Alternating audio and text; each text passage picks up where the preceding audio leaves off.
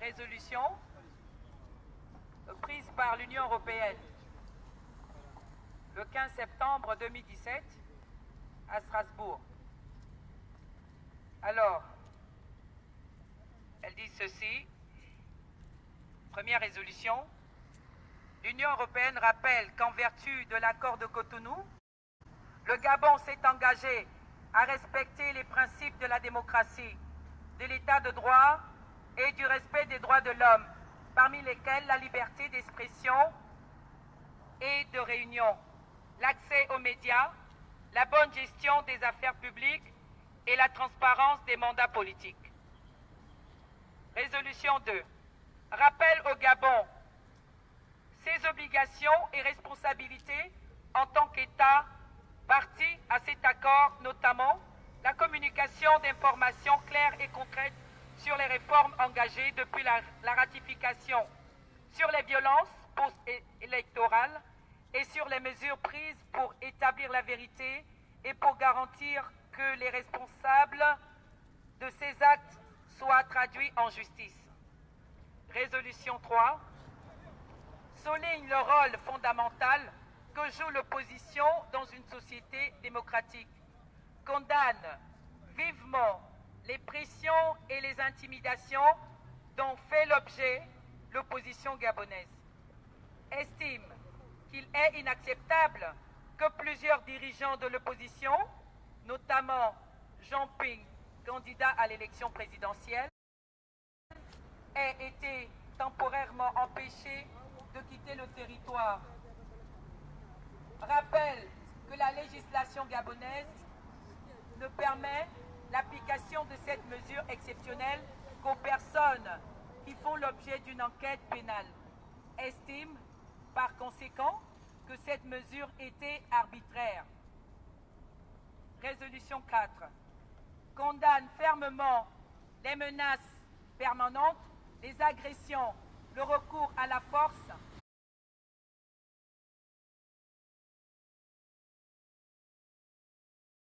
ainsi que les restrictions sévères et les intimidations à l'encontre des opposants, des défenseurs des droits de l'homme et des journalistes au Gabon.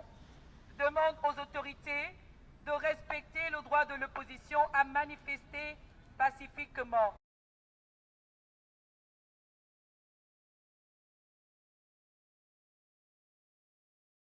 De libérer immédiatement toutes les personnes encore détenues illégalement, de mettre un terme à tous les actes de harcèlement, d'intimidation et de persécution contre les opposants, et de prendre des mesures concrètes pour garantir la liberté d'expression. Résolution 5. Invite instamment le gouvernement du Gabon à procéder à une réforme approfondie et rapide du cadre électoral, en tenant compte des recommandations formulées par l'AME,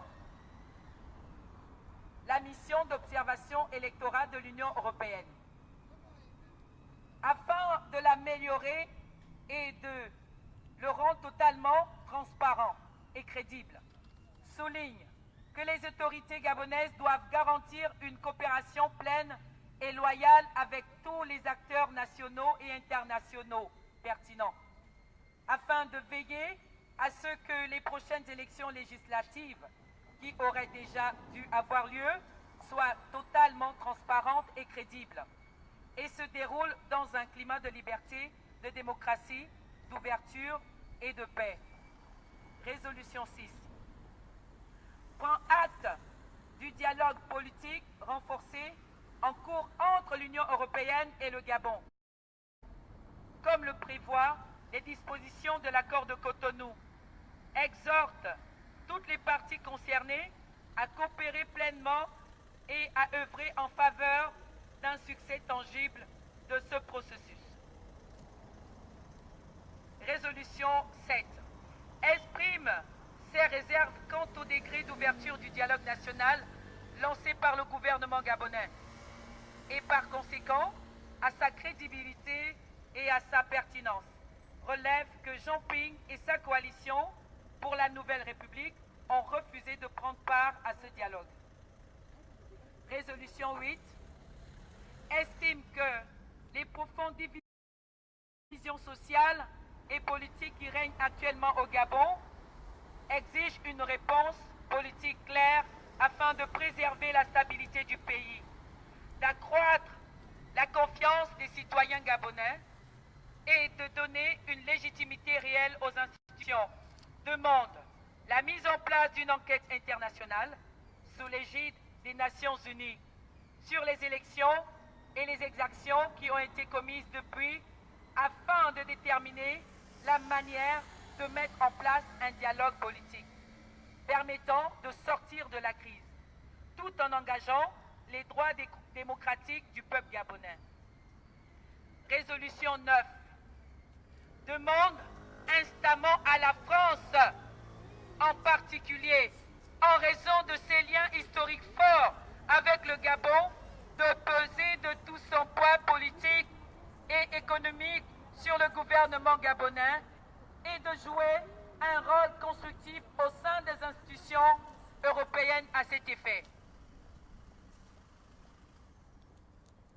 Résolution 10 demande à la délégation de l'Union européenne au Gabon de continuer à suivre attentivement l'évolution de la situation dans ce pays et de s'appuyer sur tous les outils et instruments appropriés, ainsi que sur le dialogue politique renforcé, pour assurer le respect des éléments essentiels de l'accord de Cotonou et pour soutenir les mouvements pro-démocratiques.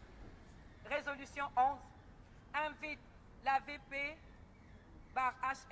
la Commission et les États membres à réexaminer leur politique à l'égard du Gabon et à envisager des sanctions ciblées à l'encontre des responsables de la fraude électorale et des actes de violence qui en ont découlé. Résolution 12 réitère son appel au gouvernement gabonais pour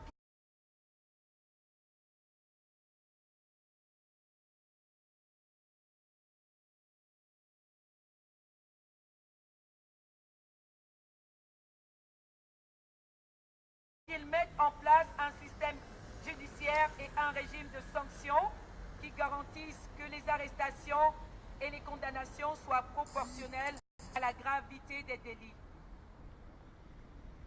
Résolution 13 exhorte le gouvernement gabonais à apporter une réponse concrète aux inquiétudes de la communauté internationale en organisant rapidement un forum consultatif pour un dialogue réellement ouvert à tous. Transparent et impartial, demande également à l'opposition d'évaluer la crédibilité de ce processus.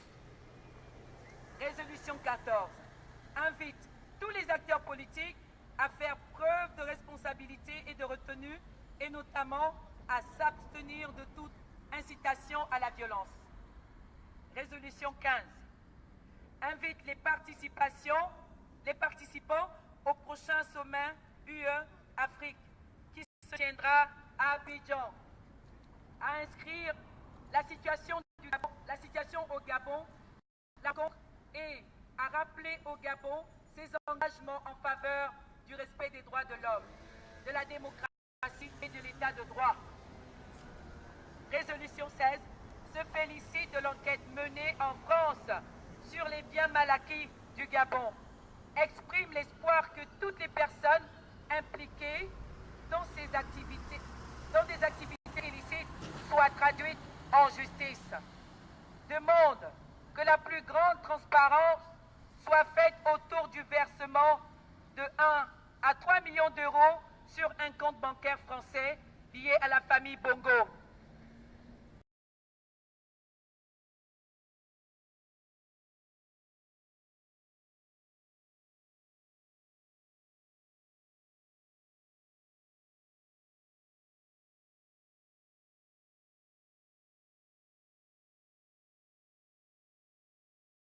Résolution 7 charge au président et au Parlement de la République gabonaise, au secrétaire général des Nations Unies, au Conseil des droits de l'homme des Nations Unies, ainsi qu'à l'Assemblée parlementaire paritaire ACP-UE.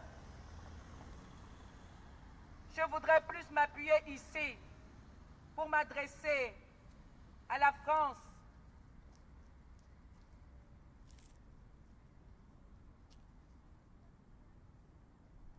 l'Union européenne demande instamment à la France, dont M. Macron gère aujourd'hui, en particulier en raison de ses liens forts historiques avec le Gabon, de peser de tout son poids politique et économique sur le gouvernement gabonais et de jouer un rôle constructif au sein des institutions européennes à cet égard. Alors nous attendons cette résolution qui s'impose à vous aujourd'hui. Monsieur Macron, ce n'est pas le peuple gabonais. Monsieur Macron, ce sont les parlementaires de l'Union européenne qui ont pris cette résolution. Ce n'est pas nous, le peuple gabonais. Le peuple gabonais veut tout simplement que la vérité des urnes soit rétablie à cet effet. Parce que nous avons posé massivement le 27 août 2016 pour M. Jean-Ping et nous voulons que la vérité des urnes soit rétablie. Et le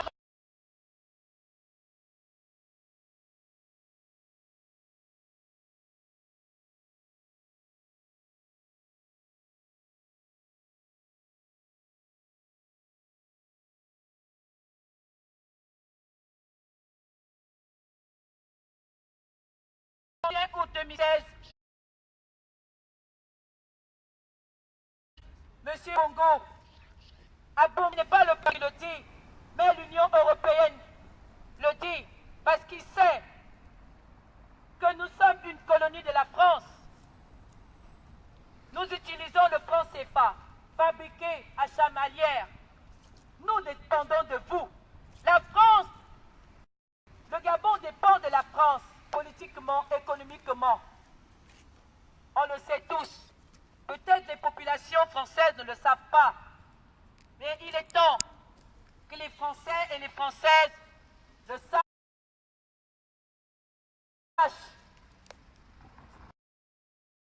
Qu'aujourd'hui, demande à la France tout son poids au niveau économique et politique pour que le Gabon devienne un pays stable. Et que réclame le peuple gabonais aujourd'hui? Nous réclamons la liberté, la démocratie, le choix de notre président. C'est ce que nous voulons aujourd'hui. Nous n'avons pas dit que voilà la France nous trompe trop. Non, nous disons à la France, l'Union européenne demande le rétablissement de la vérité des urnes du 27 août 2016. Monsieur Bongo et ses amis, ses collabos doivent être traduits en justice. Nous avons reçu au Gabon la première commission, une commission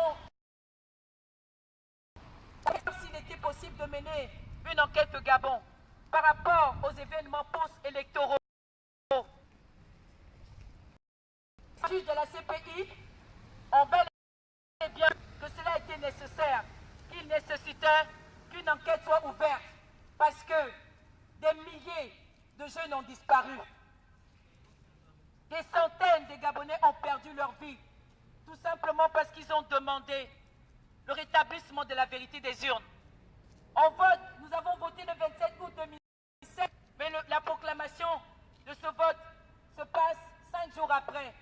Et après cela, c'est des bombardements, c'est des massacres dans des quartiers.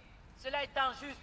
Nous voulons que justice soit rendue au peuple gabonais, le rétablissement de la vérité des urnes. Et aujourd'hui, nous enregistrons des centaines de personnes emprisonnées injustement pour leur opinion politique. Est-ce que c'est normal au XXIe siècle, à l'ère démocratique, à l'heure où la démocratie bat son plein dans des États? Qu'avons-nous fait? Qu'est-ce que le peuple gabonais a fait à la famille Bongo que M. Sarkozy nous a imposé?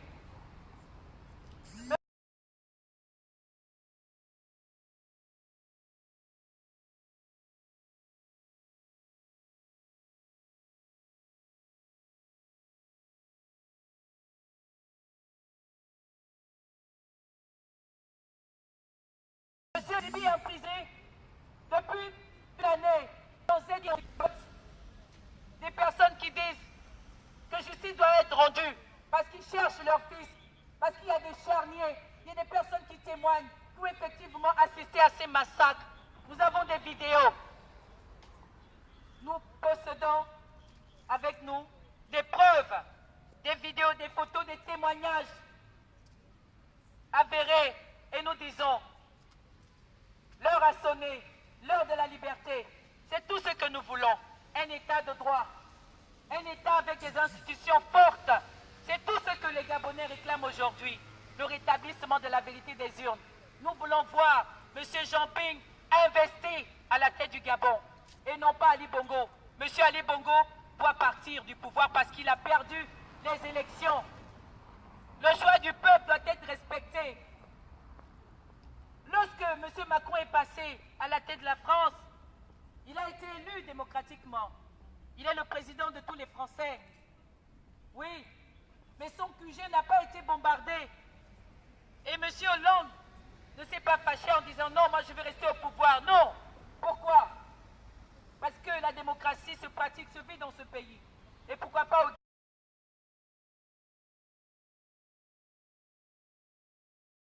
Gabon, ancienne colonie de la France. Pourquoi pas au Gabon?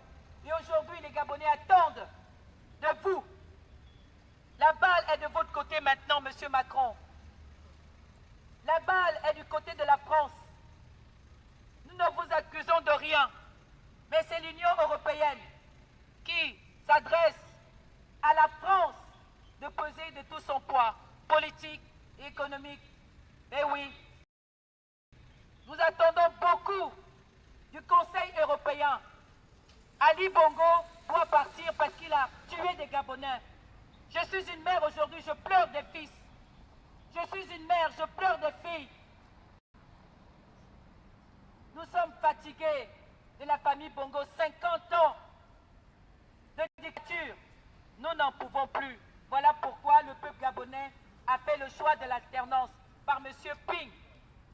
Nous n'avons pas voté Ping parce qu'il était le meilleur, non. Parce que c'était notre seule occasion. C'est celui-là qui a accepté de passer par l'alternance. Il est parti du système PDG parce que lui, il a compris. Et nous voulons tout justement que tous comprennent que le peuple gabonais a soif du bien-être social meilleur. Nous voulons que nos enfants reçoivent une bonne éducation, un bon enseignement. Mais aujourd'hui au Gabon, à l'université, il n'y a plus de place dans les amphithéâtres. Les étudiants mettent d'autres à la porte parce qu'il n'y a pas de place dans les salles. C'est ça la triste réalité.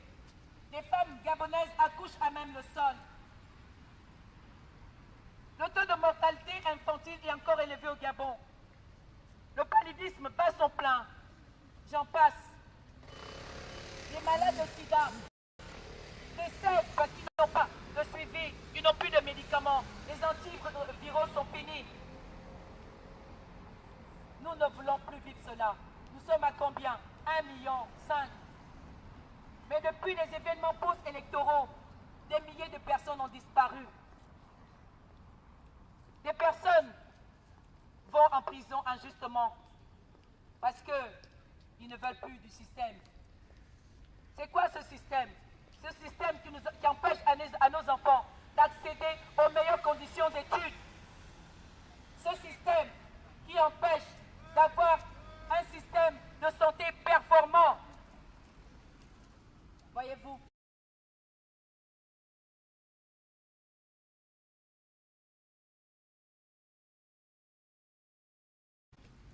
C'est pourquoi nous aujourd'hui nous disons, nous ne voulons plus des bongos, ils n'ont qu'à partir. Jean Ping doit être investi. Jean Ping doit être investi. Nous voulons la réelle démocratie au Gabon. Le choix des Gabonais doit être respecté comme le choix des Français l'est. C'est cela.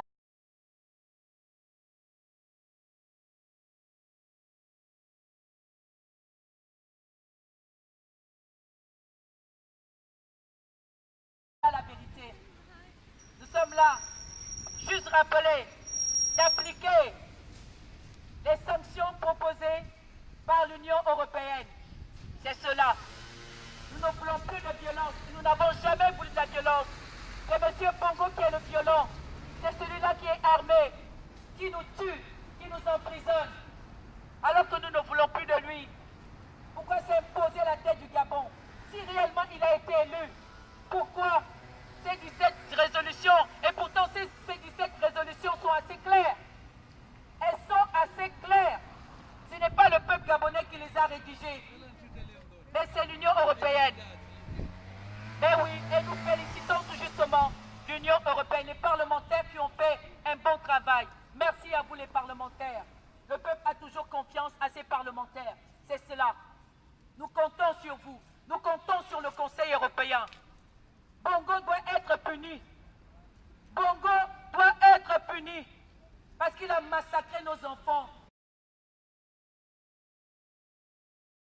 Il y a des charniers. Je cherche encore des fils. Je cherche encore des filles. Je n'ai plus de vie parce que je pleure, je cherche mes fils.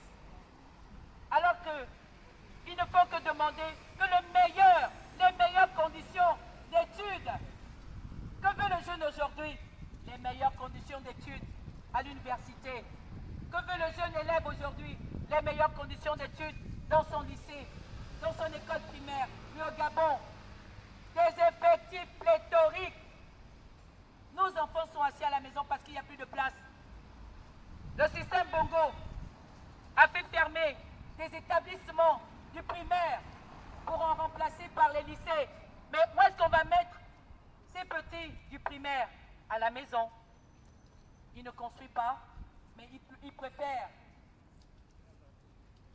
préfèrent faire des voyages, se procurer des Falcons, des grands avions. Et vous avez tous vu à l'ONU ce qui s'est passé. Monsieur Trump n'a pas voulu recevoir les dictateurs, même pas donner sa main à ces dictateurs, mais nous avons vu M. Macron les saluer. Entre-temps, il y a une année, nous avons vu M. Hollande qui a refusé de serrer la main à M. Bongo. Pourquoi? Parce que Bongo a été mal élu. Voyez-vous, nous ne venons pas pour vous juger. Le peuple gabonais est fatigué. Le peuple gabonais réclame sa liberté aujourd'hui. Nous réclamons la libération des prisonniers politiques. Qu'est-ce qu'ils font en prison? Nous avons déposé une motion pour que vous sachiez ce que nous, peuple, nous désirons, ce que nous attendons de vous. Nous espérons que cette demande sera agréée, surtout que Ali Bongo et sa bande du Gabon soient en prison. Voilà notre désir aujourd'hui. Jean Ping, président élu, voilà la vérité. Nous voulons le rétablissement de la vérité des urnes du 27 août.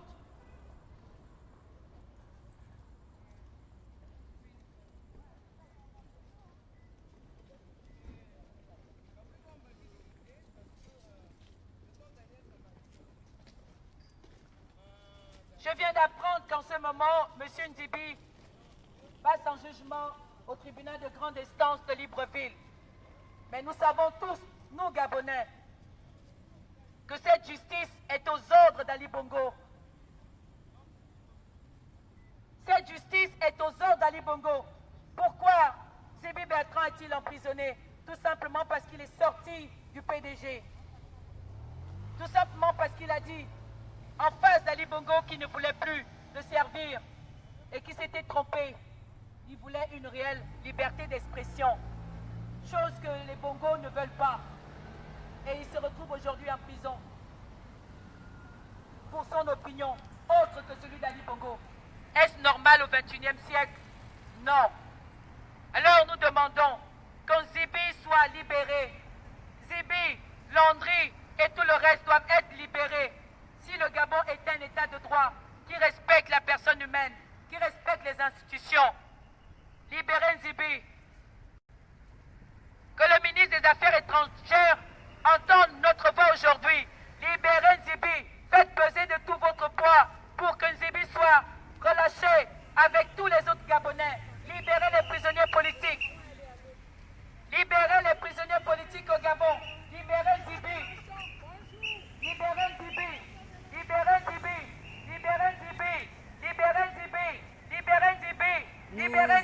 M. Mélenchon qui nous soutient également, qui vient de passer et qui se rend également au niveau du ministère des Affaires étrangères. Les prisonniers politiques au Gabon.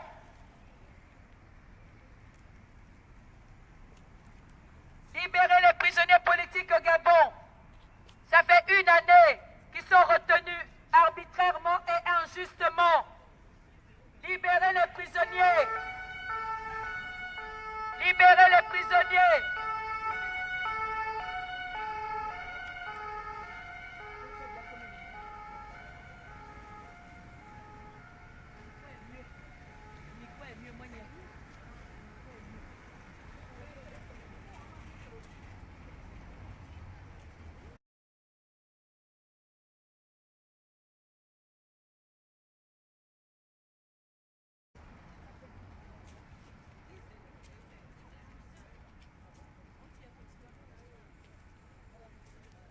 Les résistants continuent d'affluer devant le Quai d'Orsay pour revendiquer la libération des prisonniers d'opinion politique. Nous avons cité le nom de Bertrand Zibi, nous avons cité le nom de Hervé Mombo-Kinga, mais il y a encore d'autres anonymes, d'autres inconnus qui sont tout aussi valeureux, qui sont tout aussi méritants et qui œuvrent pour la libération de la nation gabonaise. Alors nous demandons encore au peuple gabonais d'être debout, d'être fiers de réclamer la libération de nos frères, la libération de nos sœurs qui se battent pour un Gabon libre, pour un Gabon de justice, pour un Gabon de croissance. Nous ne cessons de le répéter. La croissance passe par l'éducation. Ce système d'éducation qui est massacré au Gabon, ce système de santé qui est corrompu au Gabon. Nous revendiquons que toutes ces choses qui contribuent au confort, au bien-être du peuple gabonais deviennent accessibles à tous, sans aucune forme de clientélisme. Sans aucune forme de clientélisme.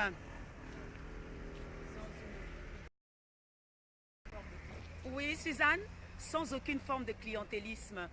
Notre combat vaut la peine. Notre combat vaut véritablement la peine.